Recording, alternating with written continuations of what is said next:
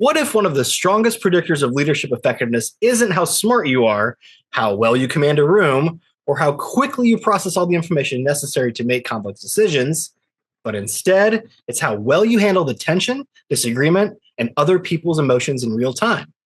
What if the very behaviors that feel the most uncomfortable, listening deeply, staying open under pressure, engaging conflict directly, are exactly what separates effective leaders from ineffective ones? Welcome to Data Wizardry, where we look beneath the surface of the Leadership Circle profile data to understand what's really going on. I'm Joseph Leman, psychometrician at Leadership Circle, and today we're unpacking what the data reveals about interpersonal intelligence.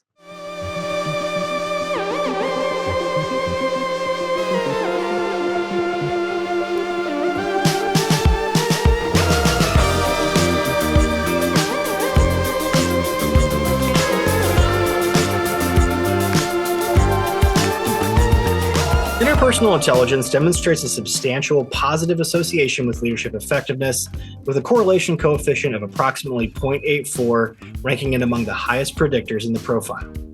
Moreover, within the relating interdimension, it exhibits strong intercorrelations exceeding 0.80 with adjacent competencies such as collaborator, fosters team play, and mentoring and development.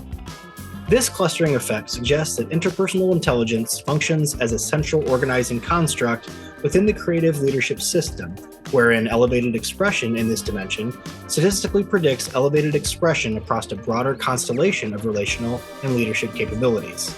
From a systems perspective, it operates less as an isolated skill and more of a load-bearing capacity within the leadership architecture. Here's what that means.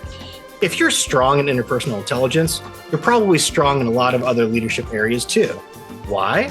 Because this is the skill that holds the others together. If you can listen well, stay open when things get tense, respect people even when you disagree, you're creating the conditions for trust, collaboration, and performance. It's not just one competency, it's a multiplier. And when interpersonal intelligence goes up, a lot of other good things tend to go up with it. The interpersonal intelligence dimension exhibits strong negative correlations with reactive tendencies, particularly within the protecting dimension, including arrogance and critical. While these tendencies share similar observable behaviors, such as conversational dominance, dismissiveness, and evaluative judgment, they are driven by distinct underlying motivational structures. Arrogance is often associated with ego-driven self-enhancement, whereas critical reflects a more fear-based orientation toward evaluation and control. Despite these differing internal drivers, both patterns systematically degrade interpersonal effectiveness. Thus, distinct psychological pathways converge on a shared outcome, the collapse of interpersonal intelligence. Let me simplify. Just as interpersonal intelligence is highly correlated to other creative competencies in a positive way, it's also highly correlated to reactive tendencies in a negative way, particularly arrogance and critical. This means that if you score high in either of those, chances are pretty good that you won't be scoring high in interpersonal intelligence. And on the one hand, this makes sense. Many of the behaviors of arrogance and critical are the same, such as rigidity of thought, being dismissive of others' ideas, and fault-finding, but their motivators are distinct. So, why are they both negatively correlated with interpersonal intelligence? Because, despite coming from different places, they often land the same.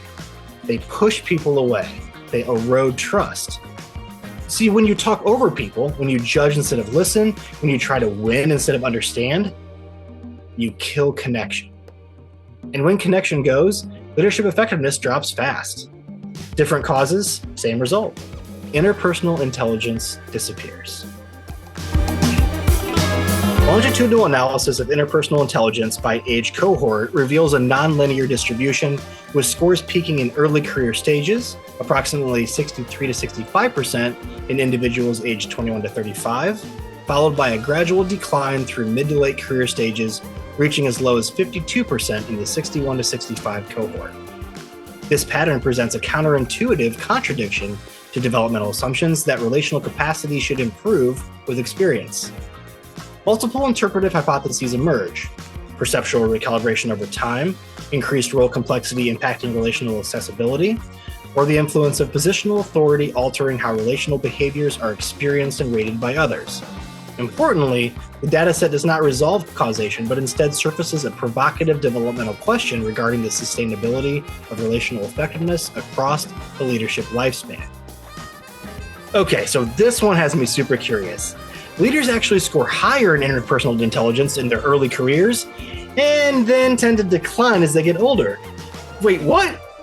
Don't we become more skilled at interacting with people as we get older? Shouldn't we gain experience and perspective? It stands to reason that as we age, we engage in richer, more complex, and more dynamic relationships with those around us. As a result, we expect that we should have a clearer understanding of how people work and be more able to facilitate relationships of all kinds. In other words, shouldn't we be better at this in our 50s than we were in our 20s? One would think. But a few things could be happening. It could be that as you age and move up in your career, you gain power. And as you gain power, people experience you differently. Or it could be that the older you get, the more pressure you're under, and it can be hard to stay open and patient. Or, as you emerge, you simply realize how hard it is to actually be in a relationship with people and rate yourself more honestly. Whatever the reason, here's the takeaway. Interpersonal intelligence doesn't automatically improve with experience. It's something you have to stay intentional about, especially as the stakes and the number of candles on your birthday cake get higher. So, where does that leave us? Interpersonal intelligence is much more than just being good with people. It's how you show up when it matters most, when conversations get hard, when emotions rise, and when perspectives clash. It's a core driver of trust, connection, and leadership effectiveness. It lifts up other leadership capabilities when it's strong, but when it breaks down, everything around it tends to break down with it. The data doesn't give us clear explanations as to why that happens, but it does point us to a clear invitation. Stay curious, stay open, stay in the conversation, especially when it would be easier not to. And that's the data in layman's terms. I'm Joseph Leman. We'll see you next time when we pull back the curtain on the data around the distance reactive tendency.